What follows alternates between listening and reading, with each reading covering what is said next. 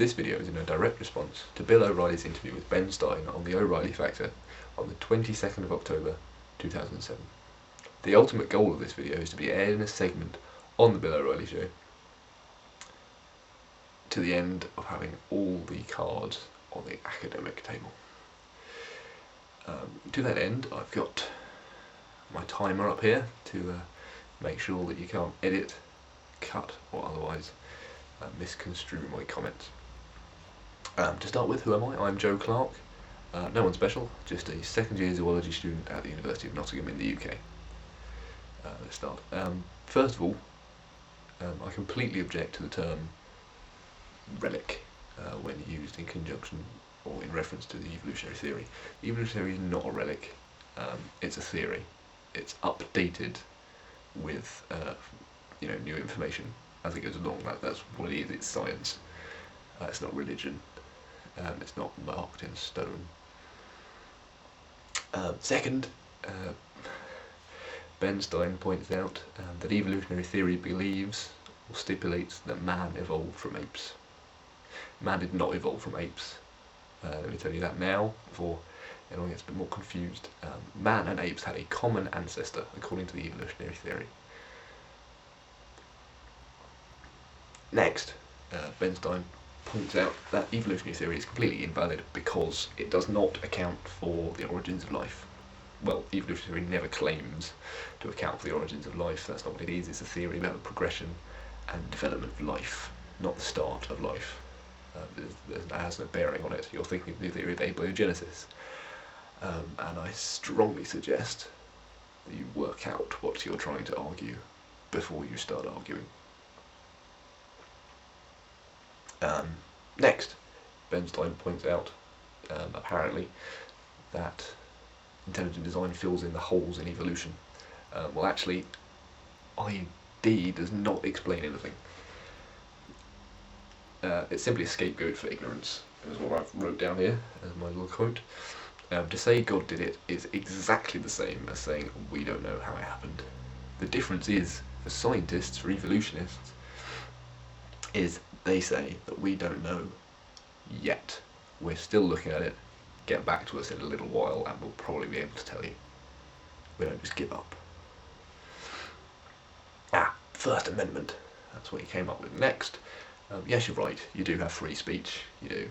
You can say whatever you like, whenever you like. Apart from this, let's have a look just for a second. If I wanted to publish an atheist article in a Christian magazine, I would not be allowed. Is this because it doesn't fit, or because I'm being discriminated against as an atheist? An atheist article doesn't make sense in a Christian magazine, does it? No. So why do you think that a non-scientific article would ever be published in a scientific magazine or a scientific journal, to give it this proper name? I don't know why you think it, but apparently you do. Next. Questioning is apparently equal to expulsion. Well, no, that's not true at all, because science is questioning the status quo. That's what it is, that's how it works. That's basically it. The only thing is that you only expose your theories, your hypotheses, to public criticism once you've gathered evidence. Okay? Which isn't what creationism does. Creationism goes, ta-da, here's a theory. Isn't it amazing? But it's not. Now Ben actually makes a good point. Society progresses by questions. Well, yes, it does. That's absolutely right. But okay, let's take an example. How about an irreducibly complex system? A creationist idea, I might add. A creationist will have a look. They'll say, this is an irreducibly complex system. God made this. And they'll put it away, and that'll be it. An evolutionist or a scientist, a real scientist, will look at it. Ta-da, here it is again. This is apparently an irreducibly complex system. That's interesting. Let's have a look at it and see how it evolved. They'll take it apart and have a look at it. They'll ask questions about it. Creationism doesn't ask any questions. It gives an answer to a question that nobody asked. Next, creationism in biology lessons, or intelligent design in biology lessons. Well, let me give you a little mini lesson on how the science or the scientific process works. First, you come up with a hypothesis, you test it yourself. I'm counting on my fingers here, you can't see them. You come up with a hypothesis, you test it yourself, you publish it in a journal.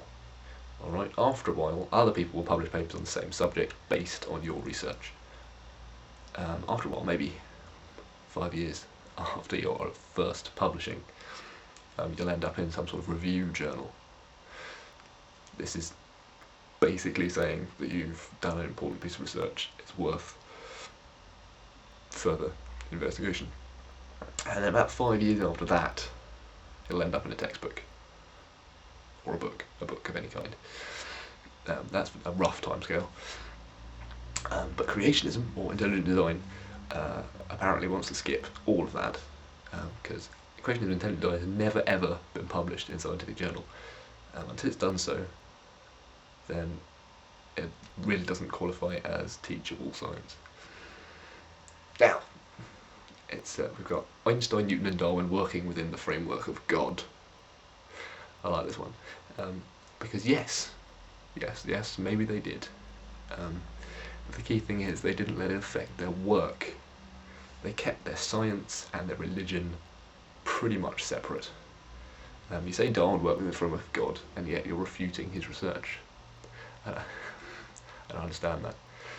Maybe it's just me. But basically they kept their conclusions separate from scripture. Whereas intelligent design, creationism, is fundamentally based on scripture. It really is. It has no basis other than scripture. And my last point, I'd just like to point out, pointy point, is that you were extremely rude.